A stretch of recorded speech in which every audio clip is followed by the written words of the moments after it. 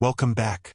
Before we dive into creating and manipulating Pandas series objects, let's take a quick moment to set up our project files. Having a clean and organized structure will make it easy to follow the coding examples throughout this module. 1. Creating the demo files.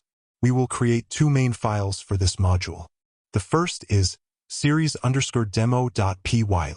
This file will contain all our examples and code related to the one-dimensional series data structure. The second is DataFrame_demo.py. We will use this file for all our examples involving the two-dimensional data frame structure. 2. Initial imports. In both of these files, add the standard import lines. We need import pandas as PD, and since pandas relies heavily on number.py, we also include import numpy as np.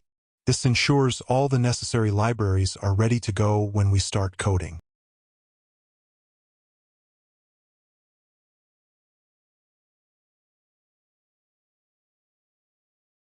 To summarize, your environment is set up. Our next lecture 36.04, Create and Use Series. See you there.